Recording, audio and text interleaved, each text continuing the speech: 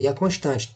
O que está aumentando aqui no caso é o volume, de um volume inicial para um volume final. E também aqui podemos pintar a área sobre a curva de um gráfico pressão e volume, que ele vai ser bem importante. Aqui também é um brinde antecipado. Continuando, fazendo o mesmo gráfico para essa transformação. Quando eu digo mesmo gráfico, é o gráfico da transformação termodinâmica. Esse primeiro gráfico relacionava pressão e volume. Esse gráfico agora relaciona volume e temperatura. Então não se confunda achando que são gráficos diferentes. Eles são diferentes porque relacionam grandezas diferentes, mas é da mesma transformação. No caso, como a pressão é constante, volume e temperatura são diretamente proporcionais, nesse caso, o gráfico deles dois é uma linha que passa pela origem. Mas vejam que próximo à origem, a linha é pontilhada. Por que é pontilhada? Lembrem do zero absoluto. A temperatura nunca chega no zero. Como a temperatura nunca chega no zero, por isso que essa linha está pontilhada, que é para mostrar que a gente não chega no zero. Porque pela proporcionalidade significa que a temperatura aumentando, o volume aumenta, mas a temperatura diminuindo, o volume diminuiria, mas ia diminuir até o volume sumir. No caso, se chegasse na temperatura zero, o volume desaparecia, mas isso é impossível. Então, por isso que está pontilhado, que é para demonstrar justamente isso. Lembrando só um detalhe, todas essas equações elas só são válidas se a temperatura estiver medida em Kelvin. Prosseguindo, como nós temos uma relação de proporcionalidade direta, então nós temos que o volume é diretamente proporcional à temperatura. Quando é inversamente, é pela multiplicação. Quando é diretamente, é pela divisão. Então, tem V está para T, que é igual a constante. Essa constante depende de quem? Depende do que não mudou na transformação. O que foi que não mudou? O gás e a pressão. Então, essa constante agora depende da pressão e do gás que for aprisionado, ou da amostra de gás. O que a gente pode generalizar também, essa relação de V e T.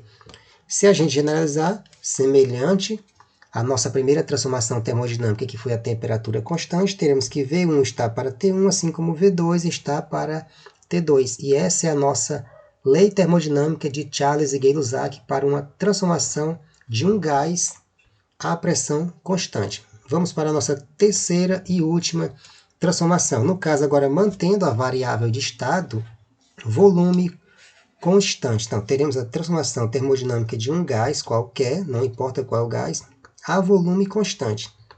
Então, vamos à nossa situação. Do estado 1 para o estado 2, estado é o momento, situação. Veja que o volume não mudou, mas ocorreu uma transformação. Qual foi a transformação? Veja que esses pezinhos amarelos significam que a pressão mudou do estado 1 para o estado 2. Nós tínhamos 2 pezinhos, agora tem 4, simbolicamente. Então, no estado 2, eu tenho uma pressão dobrada.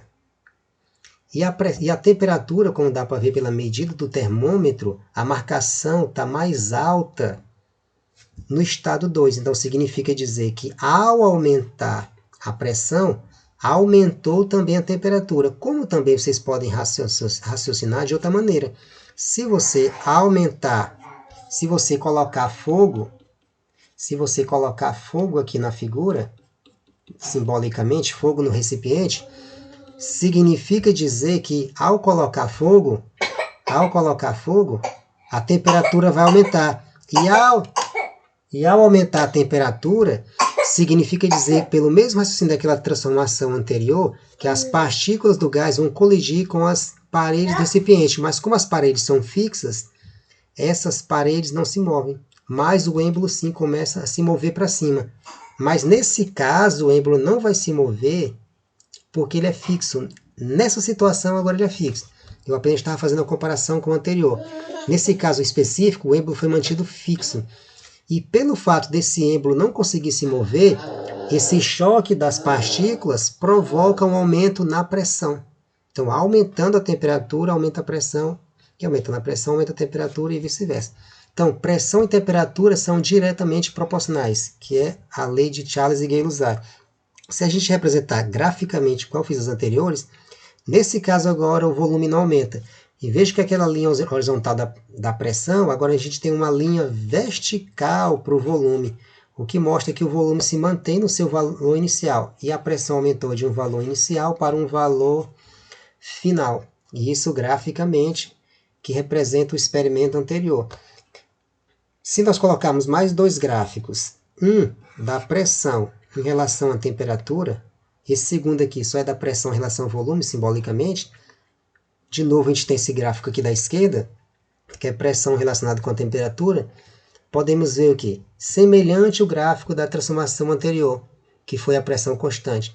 Temos um gráfico que passa pela origem. Aqui eu posso também colocar aqueles pontinhos, tracinhos pontilhados, para simbolizar que a temperatura não chega no zero. Por isso que não está marcado aqui. Nesse gráfico está até mais claro do que o anterior. Como a gente tem uma relação de proporcionalidade direta, então pressão e temperatura são representados também pela divisão. Então, P está para T, que é igual a uma constante. De quem depende essa constante? Daquilo que não mudou no experimento. O que foi que não mudou? O volume e o gás, agora nesse caso específico. A gente pode também generalizar essa situação igual às anteriores.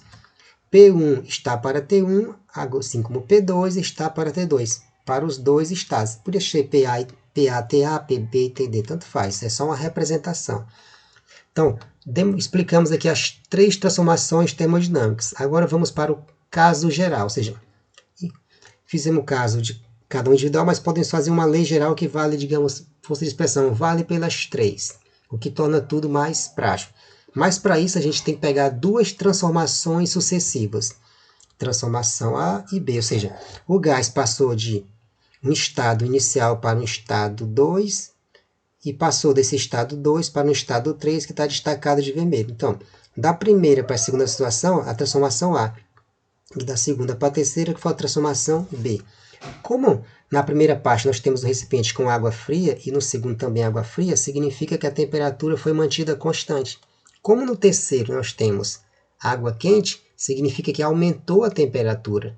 Mas da segunda para a terceira, o pezinho sobre o êmbolo é o mesmo. Então significa dizer que da primeira para a segunda a temperatura foi constante, mas da segunda para a terceira a pressão foi constante.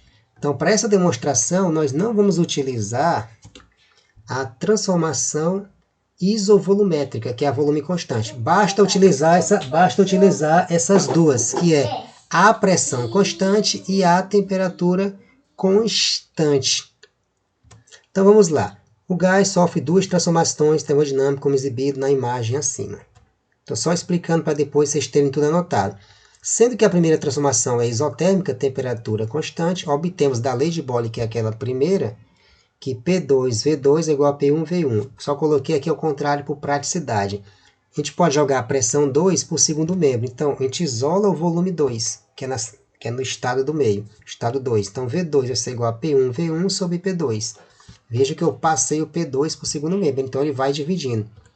Do mesmo modo, a segunda transformação termodinâmica, como ela é isobárica a pressão constante, a gente pega lá da lei de Charles e Gay-Lussac, que há uma relação de proporcionalidade entre o volume e a temperatura. Então, V2 está para T2, assim como V3 está para T3. Veja que aqui eu não fiz uma inversão, porque não há necessidade.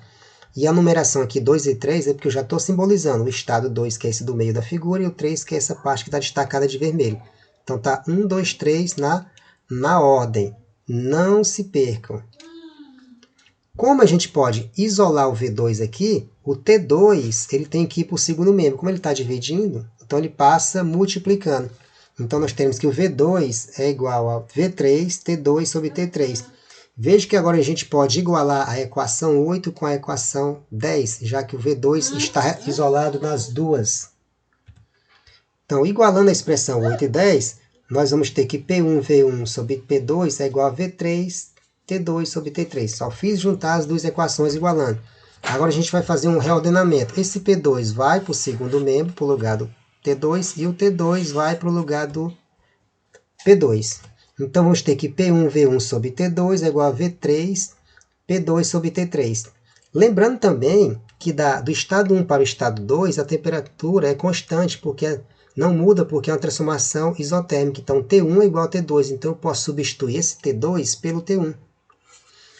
E do estado 2 para o estado 3, a pressão é constante. Então, P2 é igual a P3, o que eu também posso substituir. Então, T1 é igual a T2 e P2 igual a P3. Deixei também anotado aqui. Então, jogando essas conclusões aqui na equação 12, nós vamos ter que P1, V1 sobre T1 é igual a V3, P3 sobre T3, que é a lei geral dos gases. O que também a gente pode generalizar igual a gente fez antes. Então, nós vamos ter que P1, V1 sobre T1 é igual a P2, V2 sobre T2, que é igual a V3, P3 sobre T3, e assim sucessivamente. Então, essa relação de PVT é uma constante. Onde essa constante, ela depende, semelhante aos raciocínios anteriores, do que não mudou. Só que nesse caso específico, a única coisa que não mudou agora foi o gás. Porque agora a gente variou tudo, pressão, volume e temperatura. Então, só o gás se manteve constante. Então, essa constante depende do gás que está aprisionado. E ela se caracteriza por duas outras constantes.